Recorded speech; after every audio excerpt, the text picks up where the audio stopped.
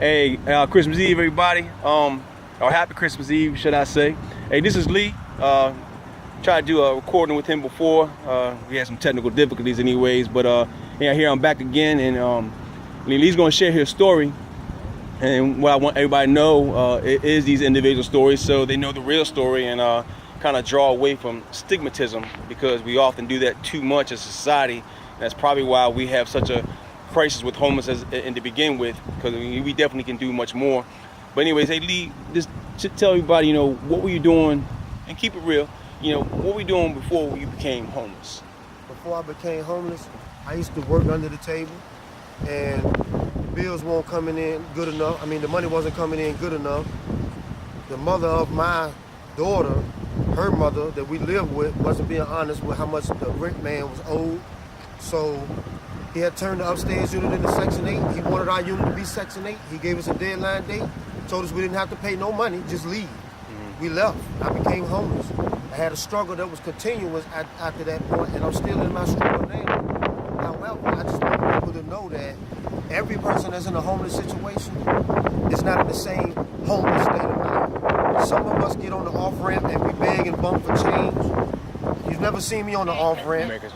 If it wasn't for me telling you I was homeless, you couldn't look at my appearance and tell that I was, because I keep myself up and I do care about my future. If I just let it all go, I ain't gonna never have no help. And if I just give up on life, I'll never get nowhere. So I'm still in my struggle, but I just want y'all to know that brothers like this guy definitely comes, Mr. Anthony, and blessed me with something for Christmas. Didn't give me nothing that came from a donation. He actually gave me something from his heart, and I appreciate that. But I would like y'all to know one last thing for those who do stigmatize homeless people. There's a church we call Dallas because the man that runs the program, his name is Dallas. And he has us picking up beer bottles and trash and stuff on Bird Neck Road to clean up the area. And it's not the kind of bottles of beer that a homeless person can afford to buy. It's like Heineken bottles and Corona bottles that drivers ride past Bird Neck Road and just toss out the window. And we as homeless people try to make a difference against the stigmatisms, so we go and pick this stuff up. And I just want y'all to know that it's not always the correct stereotype with homeless people. And with that, I'll just say God bless. That's right. Hey Lee, hold this one second. Let me say one thing real quick. Yes, sir. You got that. Hey, anyway, I want to kind of caveat on that a little bit. It's too easy to care. And it's also too easy to write people off. It's not right. It's our community, it's Lee's community, and we should be responsible for, our community, honestly. So, I mean, come out here reaching out, and not just on Christmas Eve or Christmas Day or any specific significant day, because every day is significant. Anytime you see somebody out here is homeless, I encourage you, I strongly encourage you, take the personal courage and go talk to them.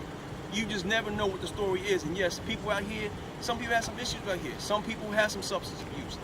Actually, like I was telling Lee earlier, 27% of our nation's population, approximately, is substance abuse. But what about the other 63%?